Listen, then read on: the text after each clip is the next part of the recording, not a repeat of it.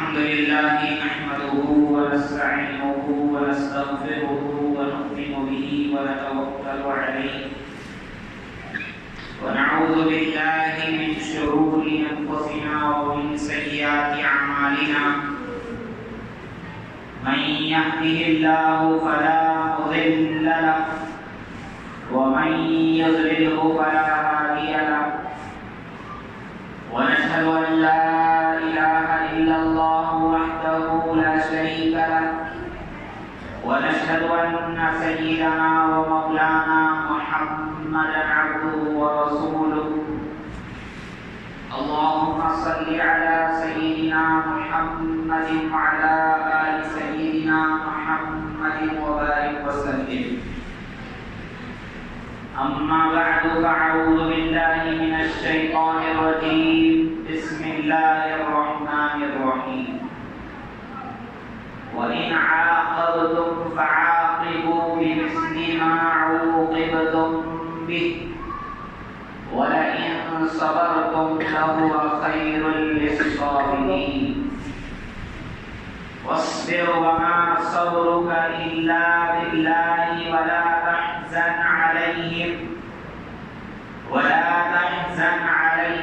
ولا تك في ضيق مما يمكرون إن الله مع الذين اتقوا والذين هم محسنون وقال النبي صلى الله عليه وسلم المؤمن القوي خير من المؤمن الضعيف أو كما قال عليه الصلاة والسلام.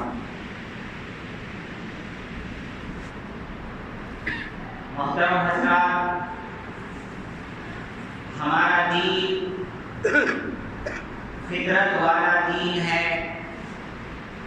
ہمارا دین وہ دین ہے جس میں کوئی حرج اور تنگی نہیں. ہمارا دین وہ دین ہے جو اللہ کے یہاں سب سے پسندیدہ ہے. اللہ کا پسندیدہ دین اسلام ہمارا دین ہے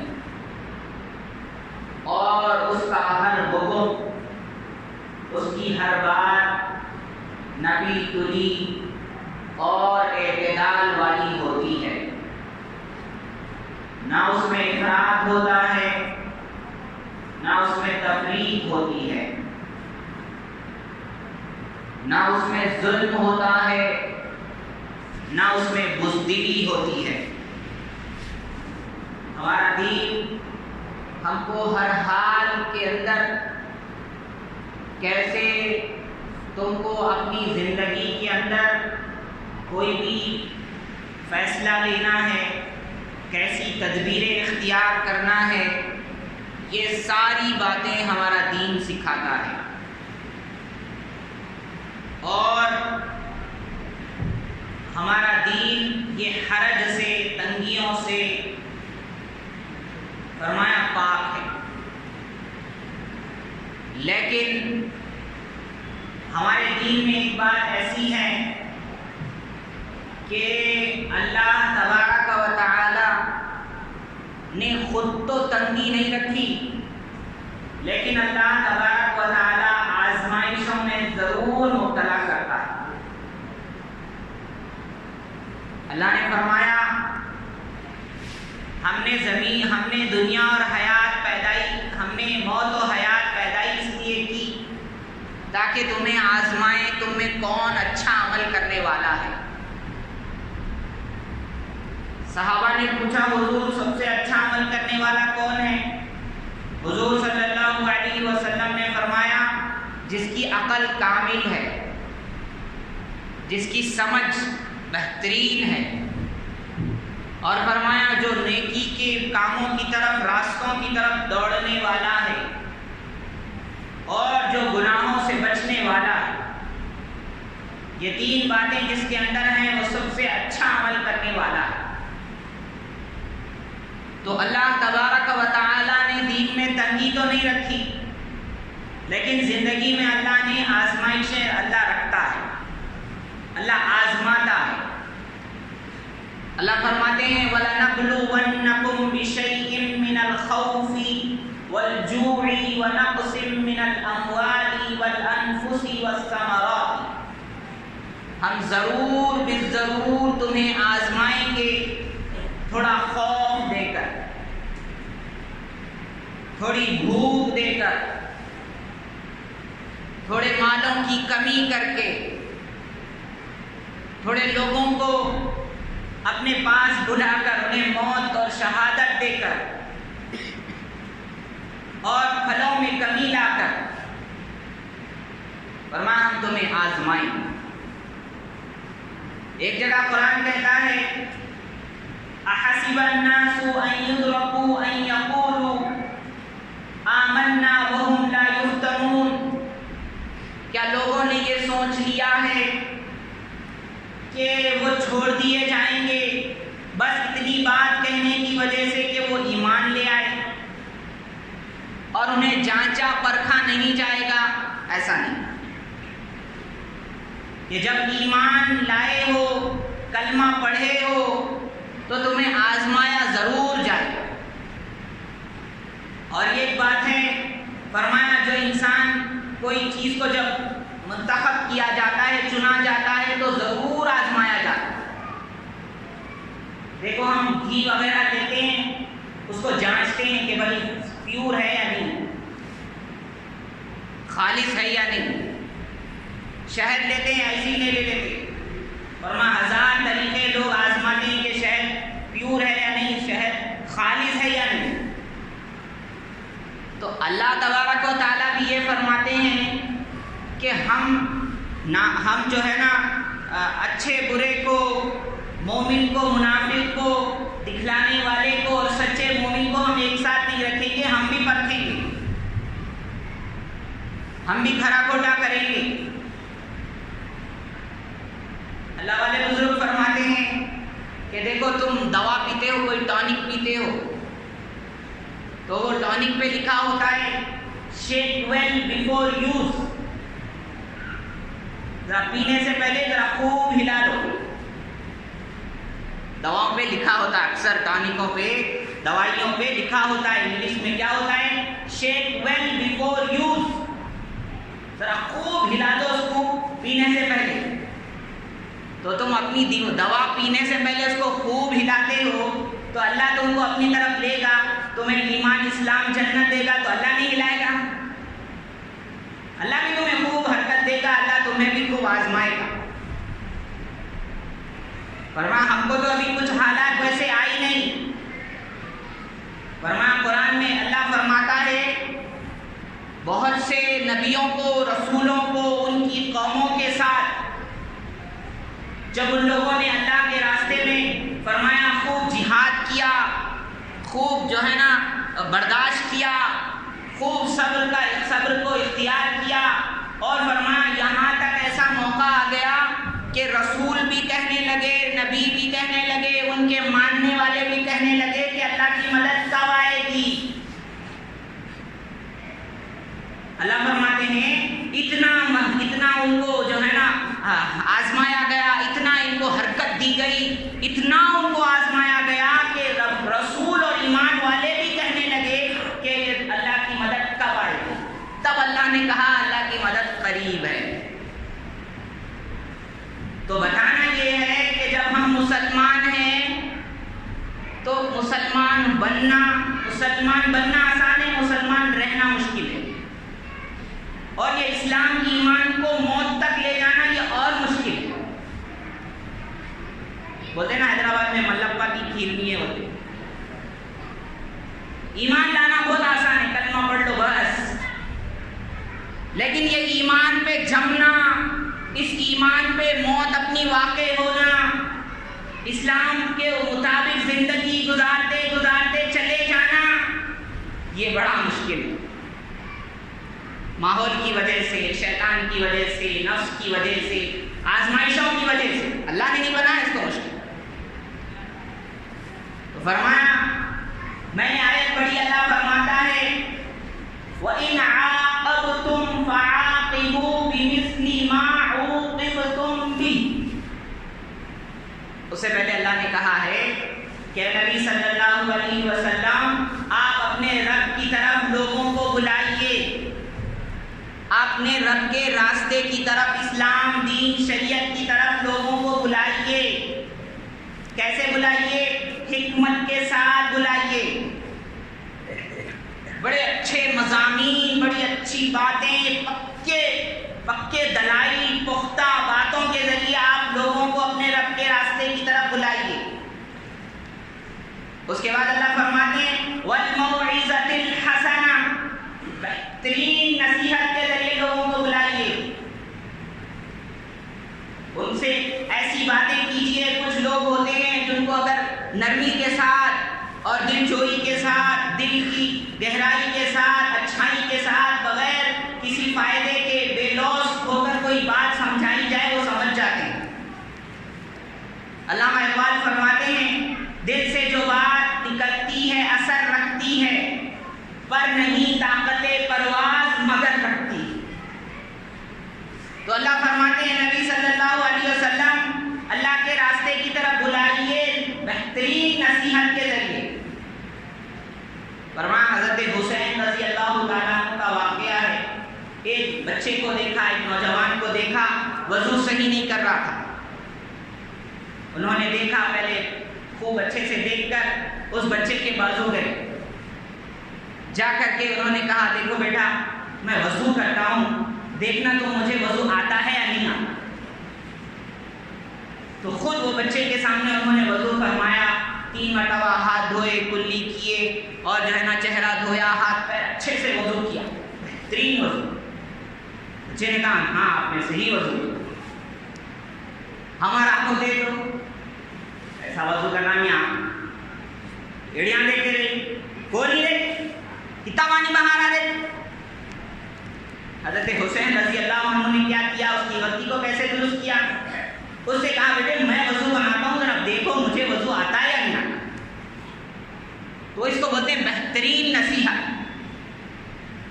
آگے اللہ فرماتے ہیں وَجَادِلْهُمْ بِالَّتِي هِيَ أَحْسَنُ۔ کچھ لوگ ہوتے ہیں جو بغیر مباحثے کے، بغیر مناظرے کے، بغیر حجتوں کے نہیں مانتے، ان کو اچھے سے سمجھانا پڑتا۔ تو اللہ فرماتے ہیں ان کو پھر اچھے سے سمجھاؤ، ان کو صحیح عقلی دلیلیں دو۔ قرآن نے بڑی اچھی مثالیں دی ہیں، اللہ فرماتے ہیں ہم نے بہت مثالیں دی ہیں، لوگ سمجھتے کیوں نہیں؟ اللہ فرماتے ہیں ایک آیت کے اندر کہ دیکھو یہ زمین کے ٹکڑے آپس میں ملے ہوئے ہیں، یہ کھیت بغل بغل میں ہیں، آزو بازو ہیں، یہ باغات آزو بازو ہیں، زمین ملی ہوئی ہے، سورج ایک روشنی دے رہا ہے، ہوا ایک چل رہی ہے، پانی ایک جو ہے نا پلایا ان کو سیراب کیا جا رہا ہے، پانی ایک دیا جا رہا ہے۔ لیکن جب پھل نکلتے ہیں تو کسی کا رنگ الگ ہے، کسی کا مزہ الگ ہے، کوئی کھٹا ہے، کوئی میٹھا ہے۔ بھائی یہ کس نے کیا؟ جب پانی ایک ہے، مٹی ایک ہے، ہوا ایک ہے، دھوپ ایک ہے، دیکھ ریکھ کرنے والا مالی ایک ہے، تو یہ پھل کیسے الگ ہو گئے؟ کوئی کھٹا کوئی میٹھا کیسے ہو گیا؟ اللہ فرماتے ہیں ہم نے کیا کھٹا، ہم نے کیا میٹھا۔ یہ ہم تھے کرنے والے، تم دیکھتے کیوں نہیں، غور و فکر کیوں نہیں کرتے؟ تو اللہ کے نبی صلی اللہ علیہ وسلم کو اللہ نے فرمایا آپ ان سے جو ہے نا بہترین دلیل کے ساتھ آپ ان سے مباحثہ کیجیے، اور خدا کی قسم کوئی مذہب یا کوئی مذہب والا مسلمانوں کے مقابلے میں پیدا نہیں ہوا جو ہم سے جو ہے نا مباحثے میں جیت سکے، اور میدان میں بھی ہم سے نہیں جیت سکتے، کئی ملکوں کو لے کے نہیں ہرا سکتے۔ سمجھدار کو اشارہ کر، مباحثے میں، دلیلوں میں، ڈیبیٹ میں تو ہم کو ہرا نہیں سکتے۔ یہ چینلوں پہ اپنے زرخرید لوگوں کو بلاتے ہیں اور مسلمان بنا کے پیش کرتے ہیں، ان سے ایسے سوالات کرتے ہیں وہ جواب نہیں دے سکتے، بتاتے ہیں کہ دیکھو ایسے مسلمان۔ بھائی تمہارا آدمی ہے، تمہاری بات بولے، تم نے پیسے دے کر اس کو بلایا ہے تو وہ تمہاری گالیاں کھائے گا اور ہماری قوم کا نام بدنام کرے گا۔ صحیح مباحثہ کرنا ہو، صحیح مفتی سے مباحثہ کرو، صحیح دلیل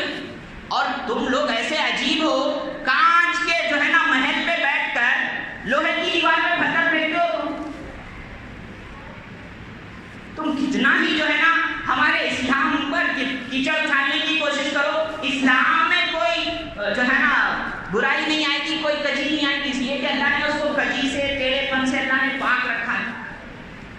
اسلام میں یہ لوگ کیا کرتے ہیں؟ کیڑے ڈھونڈتے نہیں، کیڑے پیدا کرتے ہیں۔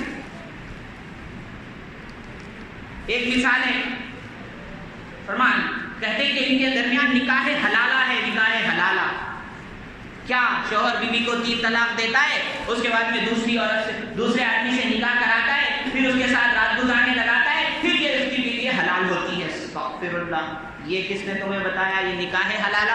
ہم نہیں جانتے، تم بتا رہے ہو۔ نکاح حلالہ ہماری شریعت میں کوئی نکاح نہیں۔ شوہر کو یہ سزا دی جاتی ہے کہ بیوی کو اگر تو نے 3 طلاق دی، اب پھر کبھی زندگی میں تو اس بیوی کو اپنی بیوی بنانا چاہتا ہے، تجھے یہ سزا ہے کہ تو فوراً نکاح نہیں کر سکتا۔ یہ یہاں تک کہ وہ بیوی کا کسی آدمی سے کبھی نکاح ہو جائے، پھر ان دونوں میں کبھی طلاق ہو، یا اس کے شوہر کا طلاق جو ہے نا انتقال ہو جائے، پھر وہ عدت گزارے، تب جا کے تو اس بیوی سے، پہلی بیوی سے نکاح کر سکتا۔ اس کو بولتے ہیں حلال ہونا۔ ان لوگوں نے بول دیا نکاح حلال۔ اب ان کی تو بولنے میں میں جب آؤں تو ان کی تو بہت باتیں، لیکن ہم نہیں بولتے۔ ہمارے حضور نے فرمایا تمہارے لیے تمہارا دین، ہمارے لیے ہمارا۔ قیامت کی صبح تک ہم جس کی عبادت کرتے ہیں، اگر کسی کی قسمت پھوٹی ہے تو ہم جس کی عبادت کرتے ہیں وہ قیامت کی صبح تک اس کی عبادت نہیں کرے گا،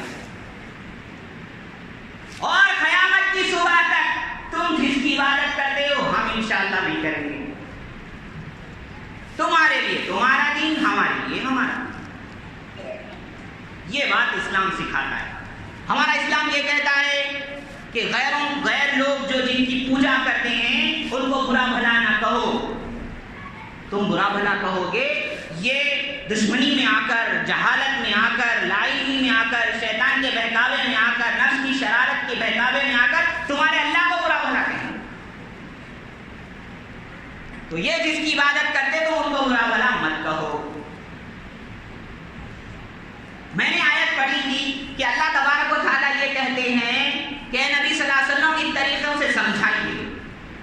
سمجھانے کے بعد اگر کوئی ایمان نہیں لاتا تو اس کی فکر نہیں کرنا ہے۔ اللہ فرماتے ہیں بے شک آپ کا رب خوب جانتا ہے کون راستے سے بھٹک گیا، کون سیدھے راستے پر۔ وہ آگے اللہ حساب کر لے۔ ہمارا کام، حضور کا کام بات کو پہنچا دینا ہے۔ حضور نے تو پہنچا دیا، لیکن اللہ معاف کرے ہم نہیں پہنچائے۔ حضور نے صحابہ سے کہا تھا حجۃ الوداع کے موقع پر، دیکھو گواہ رہو، میں نے اپنا دین پہنچا دیا، اللہ کے احکام پہنچا دیے۔ صحابہ نے کہا تھا ہاں حضور آپ نے پہنچا دیا۔ حضور نے وہاں کہا تھا کہ جو یہاں حاضر ہے وہ ان تک پہنچا دے جو یہاں حاضر نہیں ہے۔ اسی وجہ سے صحابہ نے پہنچایا، تابعین کو، تابعین نے پہنچایا، تابعین کو۔ لیکن لمحہ فکریہ یہ ہے کہ ہم نہیں پہنچا رہے۔ ہم بھی تو اللہ نہ کرے بھائی ہمارے بھی دادا، کوئی بھی پردادا وغیرہ غیر تو ہوں گے نا، ان کو بھی تو بزرگوں نے بتایا نا یہ اسلام ہے۔ ہمارا بھی فرض بنتا ہے کہ ہم بھی لوگوں کو بتائیں یہ اسلام ہے۔ بزرگ بتا رہے تھے ہماری مثال ایسی ہے، کھیت میں جو پتھر رکھا جاتا ہے، پانی کی جگہ پہ پتھر رکھا جاتا ہے، وہ پتھر نہ پانی خود لیتا ہے نہ دوسرے کو آگے دیتا ہے۔ اللہ ہماری حفاظت فرمائے۔ تو اللہ فرماتے ہیں کون گمراہ ہے، کون سیدھے راستے پر ہے، آپ اس کی فکر نہ کیجیے، آپ کا کام بتانا ہے، وہ اللہ آگے جانے کا۔ اب اگر اسلام پہ رہتے ہوئے، یہ دعوت دیتے ہوئے اب آپ کو تکلیف پہنچائی جائے، یہاں اصل بتانا ہے مجھے بات۔ اگر آپ کو تکلیف پہنچائی جائے، جیسے حضور کو، صحابہ کو پہنچائی گئی مکہ میں 10 سال، بڑی مصیبتیں پڑھائی گئی۔ اللہ فرماتے ہیں وَإِنْ عَاقَبْتُمْ فَعَاقِبُوا بِمِثْلِ مَا عُوقِبْتُمْ بِهِ، تو تم بھی ان سے بدلہ لے سکتے ہو جتنا انہوں نے تم پر جو ہے تم پر ظلم کیا۔ یہ ہماری شریعت کہتی ہے کہ کوئی کسی نے کسی پر ظلم کیا ہے وہ اس سے بدلہ لے سکتا ہے، اس سے، خود اس سے، دوسرے سے نہیں۔ بہت چل رہا نا ہندوستان میں، کلچر آ گیا ہے یہ موب لنچنگ کا۔ مسلمان تو چھوڑو، ایک انسان کا قتل ایسا ہے، شریعت یہ کہتی ہے اگر اس انسان نے کسی کو قتل نہیں کیا، اگر اس نے فساد نہیں مچایا ہے، وہ کچھ بھی ہو، غیر بھی ہو، اس کو بھی قتل کرنا ایسا ہے پورے انسانوں کو قتل کرنا جیسا ہے۔ مسلمان کی بات نہیں کر رہا ہوں، قرآن کی بات کر رہا ہوں۔ قرآن یہ کہتا ہے اگر کوئی کسی کو قتل کرے اور جس کو قتل کیا گیا اس نے کسی کا قتل نہیں کیا، اس نے فساد نہیں مچایا، پھر اس کو قتل کیا گیا، چاہے وہ مسلمان ہو، غیر ہو، کچھ بھی ہو، شریعت یہ کہتی ہے ایک انسان کا قتل پورے انسانوں کا قتل ہے۔ اللہ اکبر۔ اور آگے جاؤں، ایک مسلمان کا قتل، فرمایا یہ زمین و آسمان 7 مرتبہ فنا ہو جائیں، ایک مسلمان کے خون کے برابر نہیں ہو سکتے۔ حضرت عمر رضی اللہ عنہ کعبے کے پاس جب جاتے اور کعبے کی جالی چومتے، کعبے کے پاس جب ٹھہرتے تو کہتے اے کعبہ، تیرا رتبہ میرے اللہ کے نزدیک تیرے رتبے سے بھی زیادہ رتبہ اللہ کے نزدیک ایک مسلمان کا ہے۔ اللہ اکبر۔ سوچنا، مسلمان کو قتل کرنے سے پہلے ارے دوسروں کو کیا بولنا، ہمارے لوگ ہم کو قتل کر رہے ہیں نا، وہ سٹی دیکھ لو، کہاں دیکھ لو، مسلمان کو قتل کر۔ اللہ اکبر، اللہ کی پناہ۔ حضور میں نے تو قرآن کے اندر مسلمان کو جان بوجھ کر قتل کرنے سے بڑا گناہ میں نے قرآن میں نہیں دیکھا۔ کفر شرک تو ہے، لیکن جو اللہ نے تاکید، جو اللہ نے وعید، جو ڈرانا دھمکانا اللہ نے کہاں کیا کہ کوئی مسلمان کو جان بوجھ کے اگر قتل کرتا ہے تو اللہ نے وہاں 5 عذابات کا تذکرہ کیا۔ اس لیے ذرا سمجھ جاؤ، مسلمان بڑا قیمتی ہے۔ تو یہ تو اپنوں سے بات ہو رہی تھی، غیروں کی بات کرو کہ ان لوگوں نے کیا سمجھ لیا ہے کہ مسلمان کا کوئی خون کا کوئی حد ہے نہیں ہے، مسلمان کی کوئی قیمت ہے یا نہیں۔ دیکھو اب ہم جس ملک میں رہ رہے ہیں، اب جو ہے نا غفلت کا موقع نہیں، اب ہمیں اپنی اہمیت، اپنا رتبہ، اپنی کنڈیشن جاننی پڑے گی کہ بھائی ہم کہاں ہیں، کہاں ٹھہرے ہوئے ہیں، کہاں جانا ہے، کیا نقصان ہو گیا، اب کیا آگے کرنا ہے، یہ سوچنا پڑے گا۔ اللہ نہ کرے دوسرے ملکوں کی طرح حال ہو جائے، برما کی طرح حال ہو جائے، اللہ مجھے معاف فرمائے۔ نہیں، اپنی قیمت کو پہلے پہچاننا ہو۔ یہ حالت کیوں ہوئی؟ اللہ سے ٹوٹ گئے۔ فرمایا لوگ بولتے ہیں بھائی گورنمنٹ نوکری میں ہمارا نام نہیں ہے، لوگ بڑے بڑے عہدوں میں ہمارا نام نہیں ہے، وہاں ہماری حاضری نہیں ہے، ہماری تعداد نہیں ہے۔ بھائی جہاں حاضری ہو سکتی ہے، مسجد کی میں، اللہ کے گھر میں 5 ٹائم، وہاں کتنی حاضری ہے؟ جہاں سب بن جاتا ہے، جہاں ہر چیز مل جاتی ہے، وہاں کتنی حاضری ہے اپنی؟ وہاں نہیں ہے۔ تو اللہ سے ٹوٹ گئے، اللہ سے جڑنا پڑے گا۔ اپنی قیمت اگر جاننی ہے، اپنی قیمت بنانی ہے، اپنے آپ کو بتانا ہے، سمجھانا ہے، دنیا آخرت میں کامیاب ہونا ہے، اپنی قیمت کو جان کر پہلے اللہ کی طرف آنا پڑے۔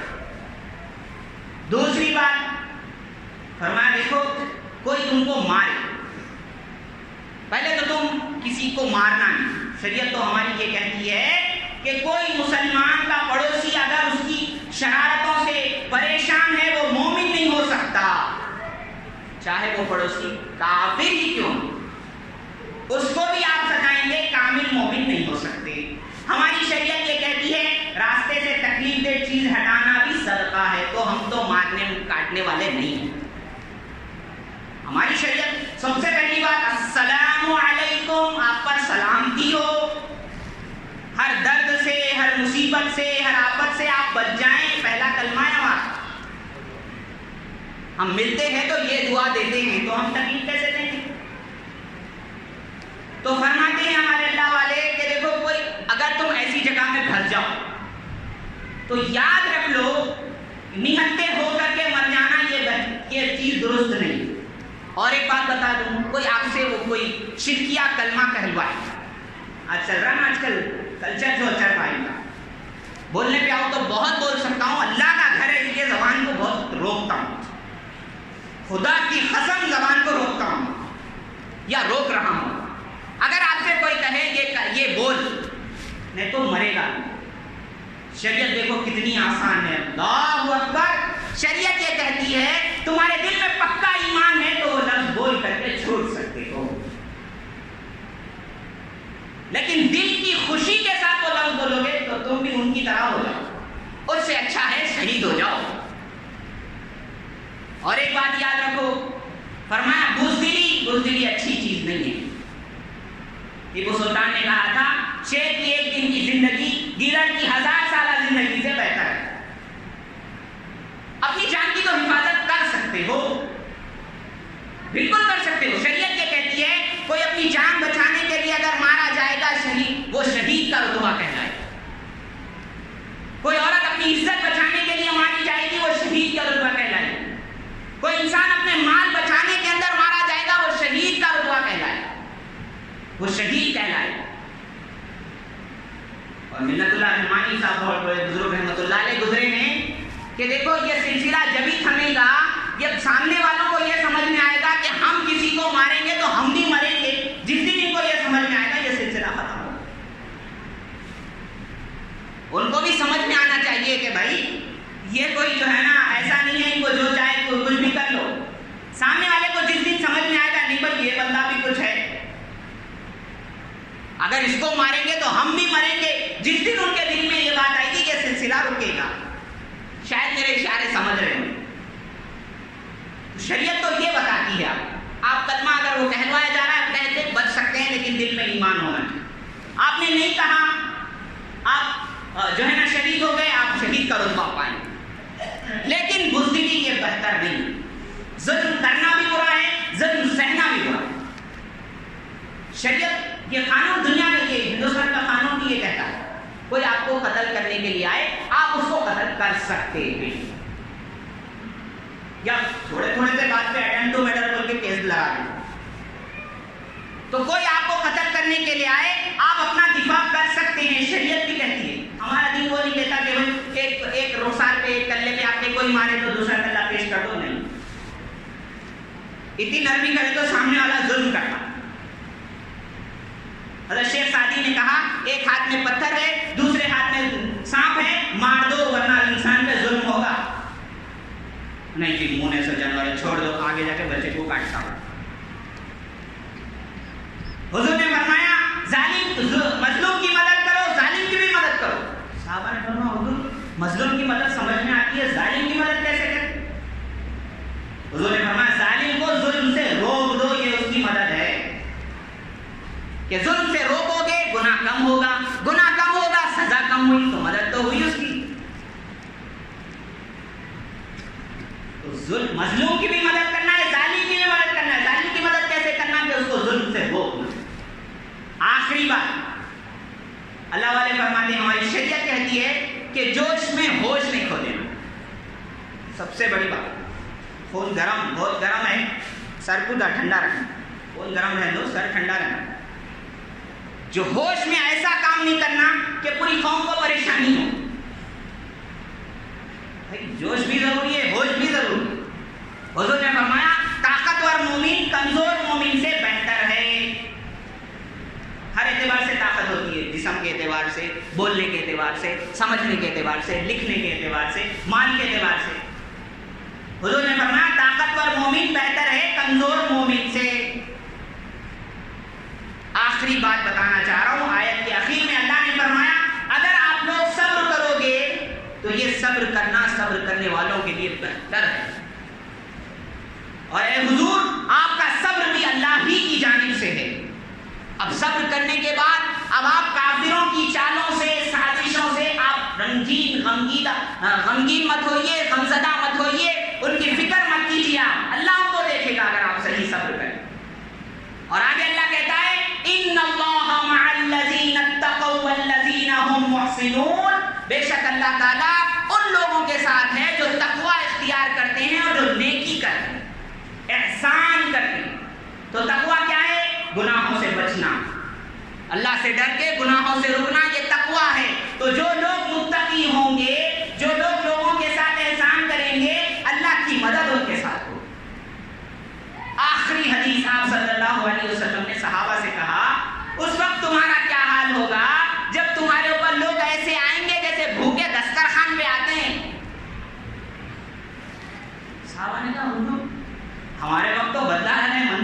منظر بدلا ہے. ہم 313 1000 پہ غالب آ جاتے ہیں, ہم 1000 10,000 پہ غالب آ جاتے ہیں, ہم 5,000 1 لاکھ پہ غالب آ جاتے ہیں. یہ کیسے ہوگا حضور؟ شاید ہماری تعداد کم ہوگی. حضور نے فرمایا نہیں, تمہاری تعداد بہت ہوگی, اتنی ہوگی جیسے سمندر کا جھاگ ہے. سمندر پہ جیسے وہ روح آتا نا, بنکیاں آتی ہے, پانی کے جو خطرے آتے ہیں سمندر پہ, جس کو جھاگ بولتے ہیں, بنکیاں جیسے ہوا کی محسوس ہوتی ہے. حضور نے فرمایا وہ بنکیوں کی مانند تو ہو کے بے حد و حساب ہو. پھر حضور نے فرمایا, صحابہ نے پوچھا حضور پھر ایسی حالت کیوں ہوگی, ہمارے اوپر لوگ ایسا کیوں آئیں گے, یہ قومیں جیسے بھوکے دسترخوان پہ آتے ہیں. حضور نے فرمایا تمہارے اندر وہن آ جائے گا, وہن. صحابہ نے پوچھا حضور یہ وہن کیا ہے؟ حضور نے فرمایا 2 باتیں ہیں, 2 باتیں. پہلی بات تمہارے اندر دنیا کی محبت آ جائے. یاد رکھ لو, دنیا کی محبت جتنی آئے گی یہ دنیا ہمارے پر اتنی شیر ہو, ورنہ تو ہم تو گھور کے دیکھے تو کوئی کسی کے اندر ہمت نہیں تھی کہ سامنے کھڑ جائے, شیر پہ اپنی بات ختم کروں گا. تو حضور فرمانے تمہارے اندر 2 باتیں آ جائیں گی, پہلے دنیا کی محبت, دوسرا موت کا خوف. موت سے ڈر تمہارے اندر پیدا ہو جائے. اور موت سے ڈر کب پیدا ہوگا؟ جب اللہ کی نافرمانیاں کرے, گناہ کرے تو موت کا ڈر ہے. نیکی جو کرتا نا انسان انہیں ہمیشہ حاضر ہے, اس کو موت کا بھی ڈر نہیں رہتا. تو ہم تو کیسے تھے, اللہ کرے اللہ ہمیں دنیا کی بیجا محبت سے اللہ ہماری حفاظت فرمائے, اور اللہ گناہوں سے بچ کر اللہ موت کا خوف ہم سے دور فرمائے. ہماری تو حال یہ تھا, ہمارا حال یہ تھا. اللہ والے فرماتے ہیں اے لا الہ کے وارث, باقی نہیں ہے تجھ میں کردار قاہرانہ, گفتار دل برانہ. تیری نگاہ سے دل سینوں میں کانپتے تھے, کھویا گیا وہ تیرا جذبے قلندرانہ. اللہ تبارک و تعالیٰ سے دعا ہے اللہ تعالیٰ ہم مسلمانوں کی مدد فرمائے, اللہ تعالیٰ ہم مسلمانوں کی جان کی, مال کی, عزت کی, آبرو کی, ایمان کی حفاظت فرمائے, اور اپنے فضل سے دنیا اور آخرت کا ہر مسئلہ حل فرمائے. آمین. وآخر دعوانا الحمدللہ.